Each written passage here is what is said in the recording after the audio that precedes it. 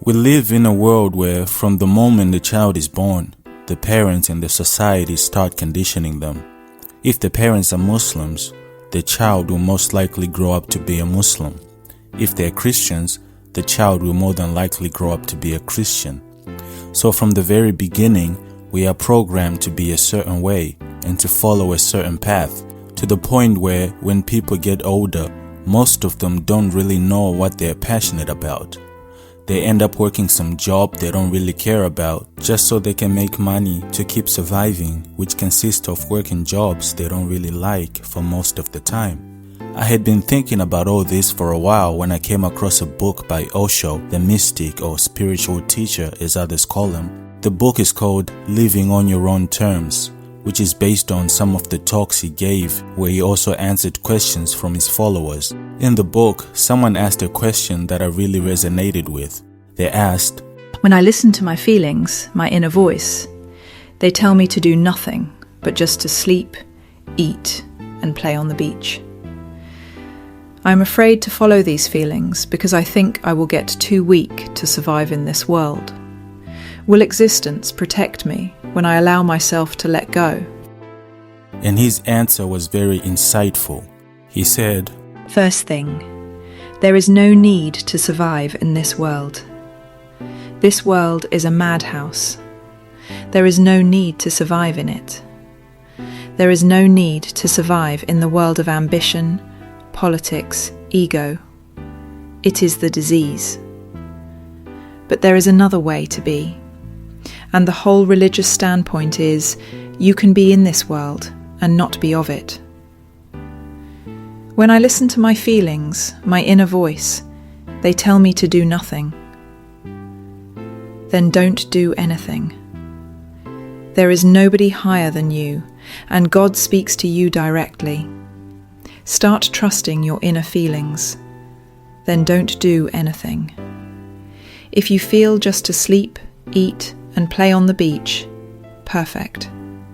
Let that be your religion. Don't be afraid then. You will have to drop fear. And if it is a question of choosing between the inner feeling and the fear, choose the inner feeling. Don't choose the fear. So many people have chosen their path out of fear, so they live in a limbo. They live in indecision. Fear is not going to help. Fear always means the fear of the unknown. Fear always means the fear of death.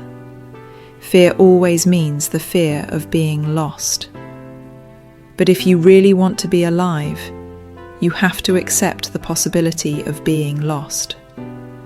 You have to accept the insecurity of the unknown, the discomfort and the inconvenience of the unfamiliar, the strange. That is the price one has to pay for the blessing that follows it. And nothing can be achieved without paying for it. You have to pay for it. Otherwise you will remain fear-paralyzed. Your whole life will be lost. Enjoy whatsoever your inner feeling is. I think that I will get too weak to survive in this world. There is no need. This is fear speaking in you. Fear creating more fears. Out of fear, more fear is born. Will existence protect me? Again, the fear is asking for guarantees, promises. Who is there to give you a guarantee? Who can be a guarantee for your life? You are asking for some sort of an assurance. No, there is no possibility. In existence, nothing is insured, nothing can be, and it is good. Otherwise, if existence is also insured, you will be already completely dead. Then the whole thrill of it, of being alive like a young leaf in the strong wind, will be lost. Life is beautiful because it is insecure. Life is beautiful because there is death. Life is beautiful because it can be missed. If you cannot miss it, everything is forced upon you, then even life becomes an imprisonment. You will not be able to enjoy it. Even if you are ordered to be blissful, commanded to be free, then bliss and freedom both are gone. Will existence protect me when I allow myself to let go? Try. Only one thing I can say to you. I am not talking to your fear, remember. Only one thing I can say to you: all those who have tried have found that it protects. But I am not talking to your fear. I am simply encouraging your adventure, that's all. I am persuading, seducing you toward adventure. I am not talking to your fear. All those who have tried have found that infinite is the protection. But I don't know whether you can understand the protection that the universe gives to you. Your protection that you are asking for cannot be given by the universe, because you don't know what you are asking. You are asking for death. Only a dead body is absolutely protected. Something alive is always in danger. To be alive is a hazard. More alive, more adventure, more hazard, more danger. Nietzsche used to have a motto on his wall: live dangerously. Somebody asked him, "Why have you written this?" He said, "Just to remind me, because my fear is tremendous." Live dangerously, because that's the only way to live. There is no other. Always listen to the call of the unknown and be on the move. Never try to become settled anywhere. To be settled is to die. It is a premature death. I was attending a birthday party, a small girl's birthday, and many toys were there and many presents, and the girl was really happy, and all her friends were there and they were dancing. Suddenly she asked her mother, "Mum, were there such beautiful days in the past when you used to be alive?" People die before their death. People settle in security, comfort, convenience. People settle in a grave-like existence. I'm not talking to your fear. Will existence protect me when I allow myself to let go? It has always protected, and I can't think it is just going to be different to you. I cannot believe that it is going to be an exception in your case. It has always been so. It has protected those who have left themselves to it, who have abandoned themselves to it, who have surrendered themselves to it. Follow nature. Follow your inner nature. Allow yourself a let go. Flow naturally and let that be your way. Walk, and by walking, make your way. Don't follow superhighways. They are dead, and you are not going to find anything on them. Everything has already been removed. If you follow a superhighway, you are moving away from nature. Nature knows no ways, no fixed patterns. It flows in 1,001 patterns, but all spontaneous. Sit on the beach and watch the sea. Millions of waves arising, but each wave unique and different. You cannot find two waves the same. They don't follow any pattern. No human being worth the name will follow any pattern. People come to me and they say, "Show us the way." I tell them, "Don't ask that. I can only tell you how to walk. I cannot show you the way." Please try to see the distinction. I can only tell you how to walk and how to walk courageously. I cannot show you the way, because the way is for cowards. Those who don't know how to walk, paralysed. For them the way exists. For those who know how to walk, they go into the wilderness, and just by walking they create their way. And each one reaches to God in a different way. You cannot reach as a mass, and you cannot reach as a crowd. You reach alone, absolutely alone. God is wild. He's not yet civilized, and I hope that he will never be civilized. He is still spontaneous, and he loves spontaneity. So if your inner nature says to go to the beach and to relax, do that. That is from where your God is calling you. I teach you just to be yourself, nothing else. It is very difficult to understand me because out of your fear you would like me to give you a pattern of life, a discipline, a style, a way of life. Persons like me have always been misunderstood. A Lao Tzu, a Zarathustra, an Epicurus have always been misunderstood.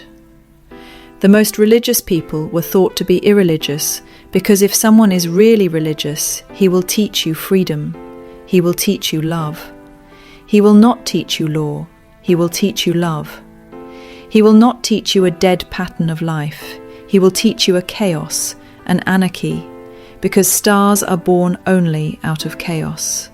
He will teach you how to be totally free. I know there is fear. There is fear of freedom. Otherwise, why should there be so many prisons all around the world? Why should people carry prisons around their life continuously, invisible prisons? There are only two types of prisoners I have come across: a few who live in a visible prison, and the remaining who live in an invisible prison. They carry their prison around themselves, in the name of conscience, in the name of morality, in the name of tradition, in the name of this and that. Thousands are the names of bondage and slavery. Freedom has no name. There are not many types of freedom. Freedom is one. Truth is one. Lies can be millions. You can lie in a million ways. You cannot say the truth in a million ways. Truth is simple. One way is enough. Love is one. Laws are millions. Freedom is one. Prisons are many. And unless you are very alert, you will never be able to move freely.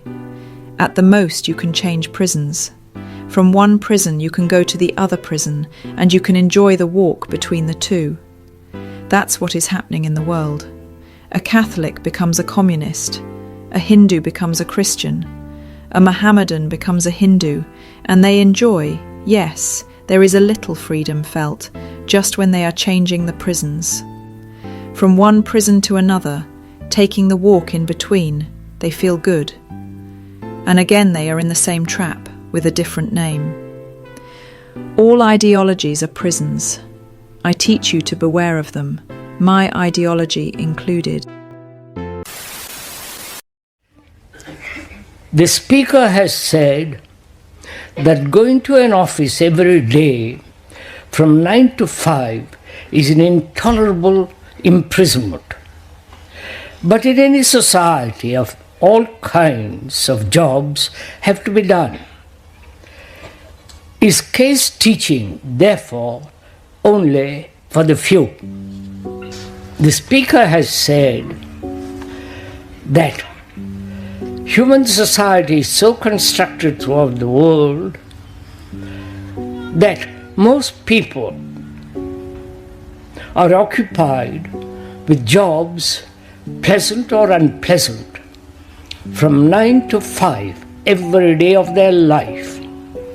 And he said also that it's an intolerable imprisonment. I don't know how you feel about it. Probably you like being in prison. Probably you liked your jobs from 9 o'clock to 5 o'clock, rushing back and all the rest of it. What shall we do? To the speaker, he won't tolerate it for a single minute.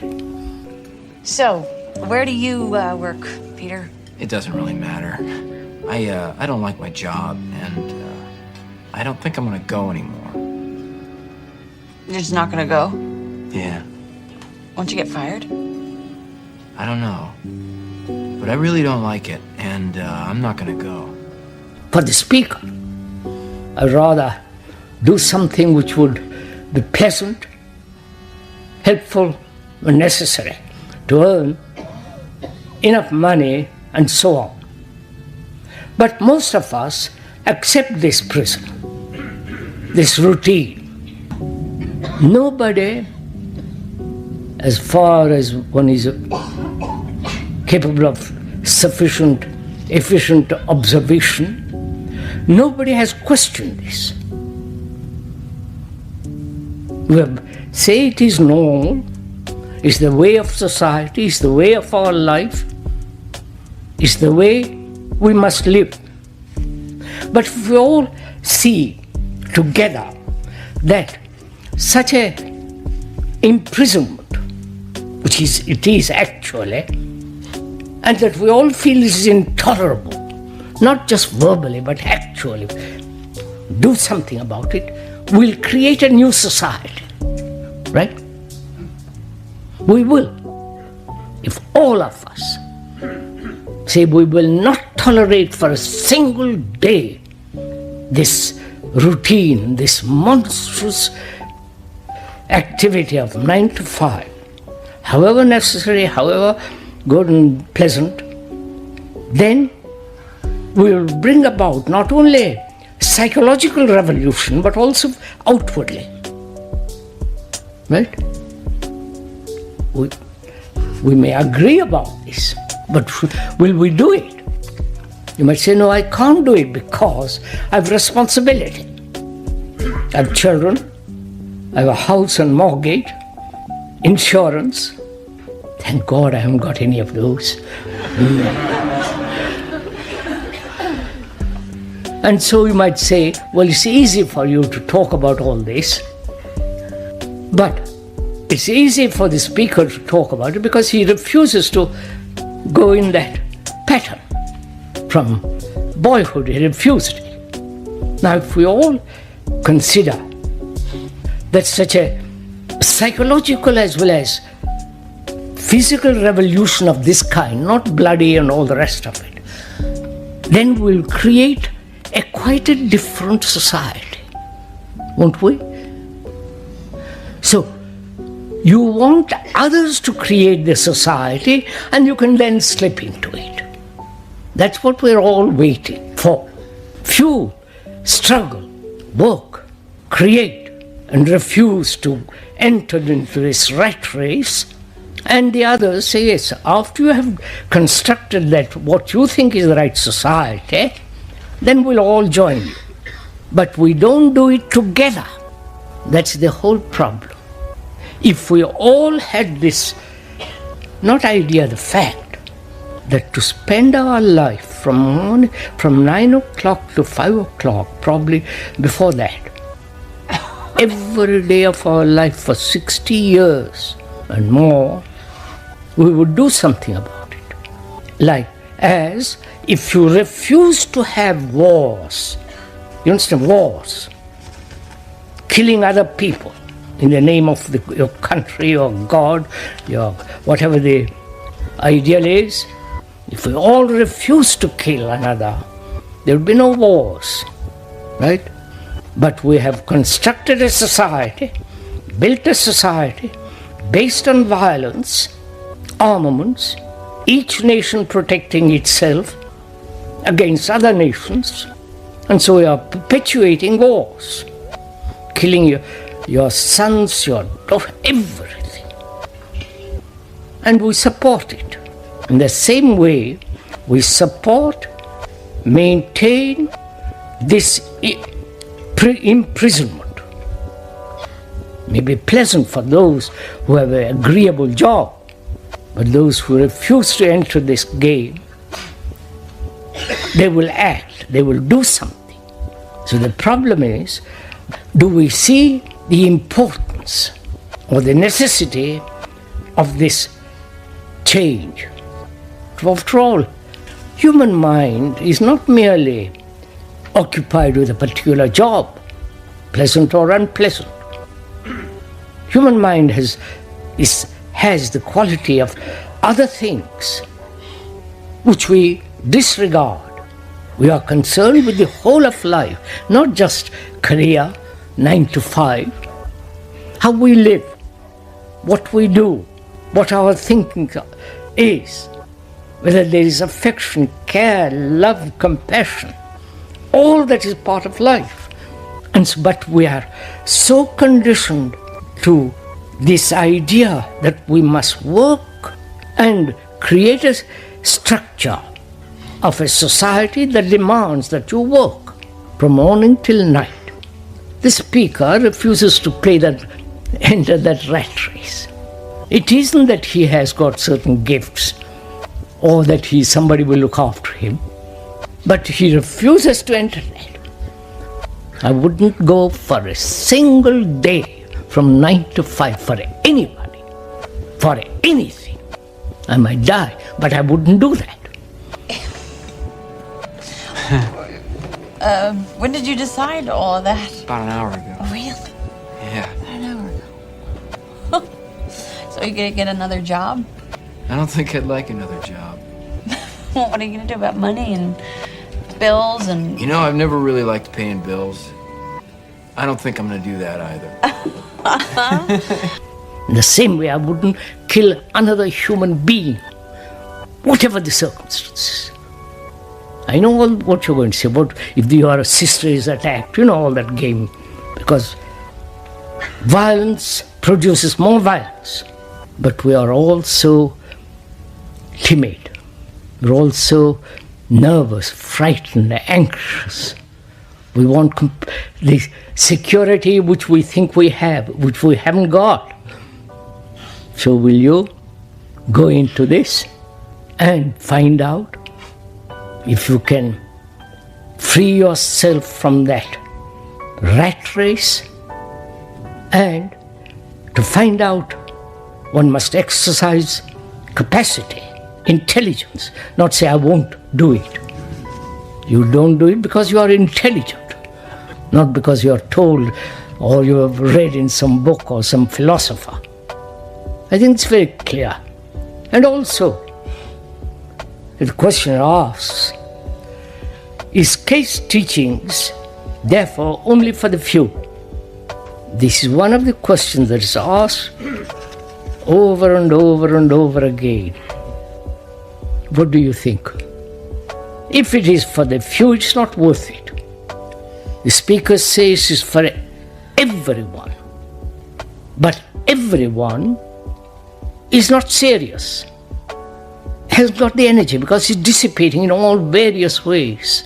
And so, gradually, there are very few. You follow? So, observing it, say it's only for the few. Whereas actually, if you apply, go into it seriously with a spirit of investigation and wanting to live a different kind of life, it is for everyone. There is nothing secret about it. But there is great mystery if you go beyond the limitation of thought.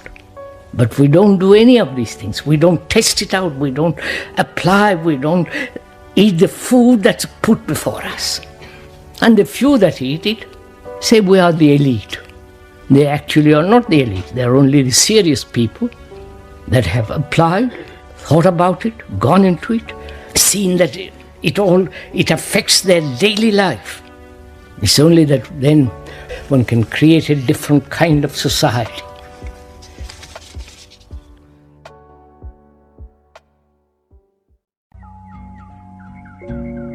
What would you like to do if money were no object? How would you really enjoy spending your life? Well, it's so amazing. As a result of our kind of educational system, crowds of students say, well, we'd like to be painters, we'd like to be poets, we'd like to be writers, but as everybody knows, you can't earn any money that way. Or another person says, well, I'd like to live an out-of-doors life and ride horses. I said, do you want to teach in a riding school? Let's go through with it. What do you want to do? When we finally got down to something which the individual says he really wants to do, I will say to him, you do that. And forget the money.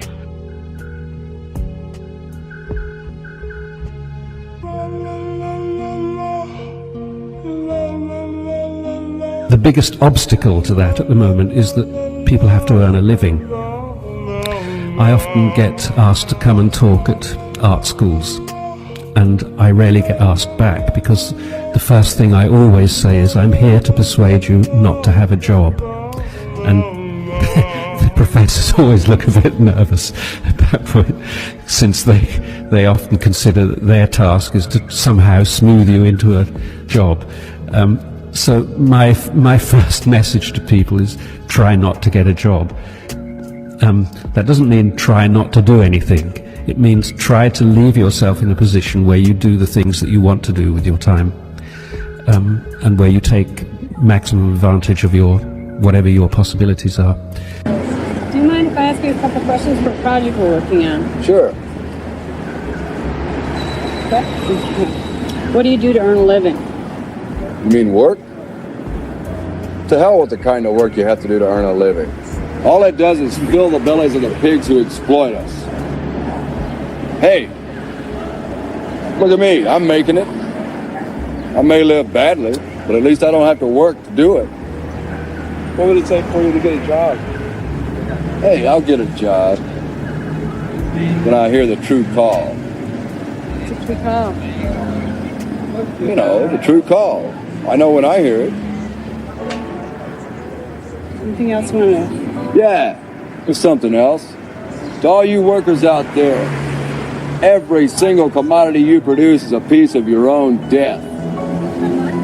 What was your relationship like with your... End of interview. Thanks. Forget the money. Because if you say that getting the money is the most important thing, you will spend your life completely wasting your time. You'll be doing things you don't like doing in order to go on living, that is, to go on doing things you don't like doing, which is stupid. Better to have a short life that is full of what you like doing than a long life spent in a miserable way. And after all, if you do really like what you're doing, it doesn't matter what it is, you can eventually turn it, you could eventually become a master of it. It's the only way to become a master of something, to be really with it. And then you'll be able to get a good fee for whatever it is. You know, you learn a great deal if you're really humble.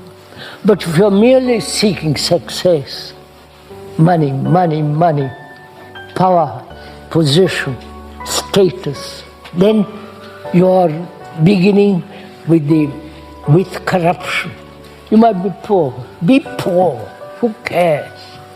That's why it's important for you, for all of you, to find your own talent and stick to it, even though it doesn't bring you success, fame and all that, which is all nonsense anyhow, because we're all going to die. You understand, old boy? While you live, not with all the rubbish that's going on. So don't worry too much. Somebody's interested in everything, and anything you can be interested in, you'll find others who are. But it's absolutely stupid to spend your time doing things you don't like in order to go on spending things you don't like, doing things you don't like, and to teach your children to follow in the same track. See, what we're doing is we're bringing up children and educating them to live the same sort of lives we're living, in order that they may justify themselves and find satisfaction in life by bringing up their children, to bring up their children to do the same thing, so it's all wretch and no vomit. It never gets there.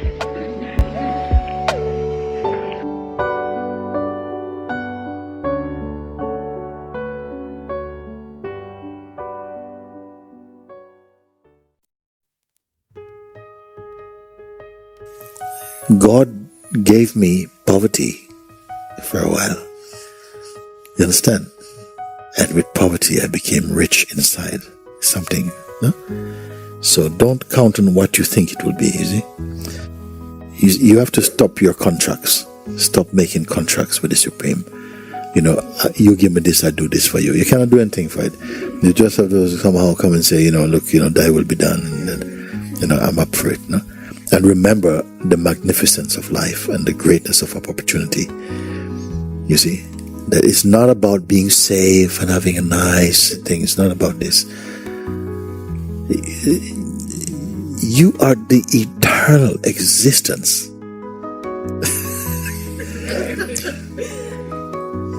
You okay, if you want to put it, you're a child of God. You're not the stepchild of God. Huh? Something in us must take courage, and just say, I'm here, if I'm going to die in the skin from lack of food, because I've said to God, I trust for you, then I'll die. You must have some courage inside, no? Because then you put the mind to the test, because the mind is always putting you to the test. You tell him, now defeat me now, frighten me, so that I will run away from God. You do it, you see, and see what he can do. You cannot always play and dance to other people's tunes. Sometimes you have to find your own rhythm, and then sometimes you have to dance to everybody's tune also. That's kind of okay too. your life cannot be so predictable. A life that is so predictable is dead. There must be some surprises somehow. No? How you can wake up in the morning and know what your day is going to be like? You know? No, you can wake up and know it's going to be magnificent, whatever. But to say, yes, at 11 I'm going to do this and so on, so I have to do this and all day, and somehow, unless you are completely grounded in the spirit, you know, then you will not be afraid of anything. Every part of it is good. You see? They say, listen, we are taking you to jail for not paying. Oh, jail? Okay. You go, and then jail will be the greatest adventure. You'll be the greatest prisoner in the world. You'll be happy. You say, why are you so happy? So I don't know, actually. Whatever, I'm not bluffing about it. Oh, dear. What am I to do if I live this kind of life? No conflict inwardly. Do you know what that means? When there is no conflict inside, there is no conflict outside. Because there is no division between the inner and the outer. You understand? It's like ebb and flow. The sea coming in and sea going out. But when there is this psychologically no conflict, the ebb going out also no conflict. You understand? What shall I do? I have to earn a livelihood. Unfortunately. Personally, I don't.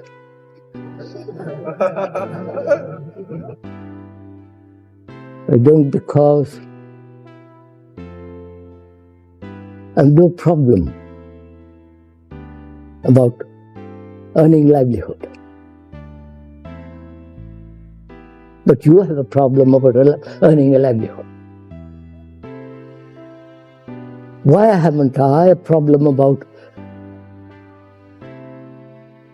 not earning a livelihood? Because very simple. I have no problem because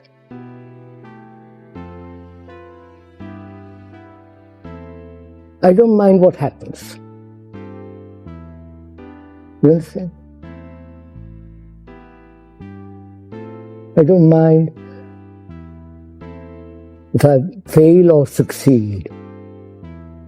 I don't mind if I have money or not money. Personally, I have no money.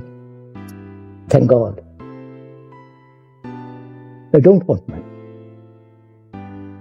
But I need food and clothes and shelter. And if somebody gives me, it's all right. If somebody doesn't, I live where I am. You understand my question? I have no problem.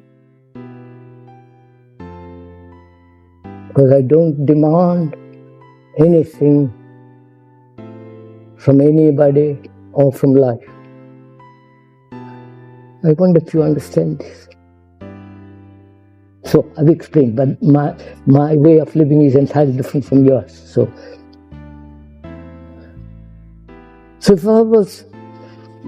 if I had to earn a livelihood, what shall I do? Having psychologically no conflict of any kind. You know what that means? How has it happened that I have no conflict? Is it a theory? Is it a desire which has been fulfilled? Is it an illusion? Is it something that I have hypnotized myself into? You understand what my question? Or is it an absolute, irrevocable fact which nobody can touch? It is inviolable. Violate. You know what inviolate means? That which cannot be damaged, which cannot be touched.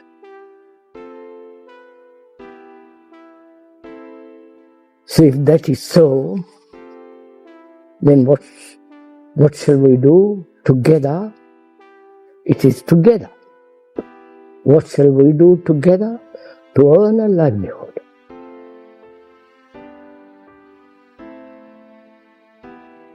Because there is no conflict, therefore there is no ambition. Because there is no conflict, there is no desire to be something. Right? Because there is no conflict, because inwardly there is absolute something which is inviolable, which cannot be touched, which cannot be damaged. Then I don't depend psychologically on another. Therefore, there is no conformity, no imitation, and all that. So, not having all that, then I will do what I can in the world. Be a gardener, cook, anything. You understand me? But we are so heavily conditioned to success and failure. Success in the world, money, position, prestige, all that. And that's what we are struggling for. But if none of that exists,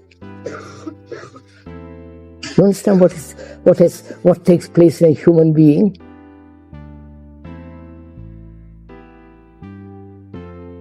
In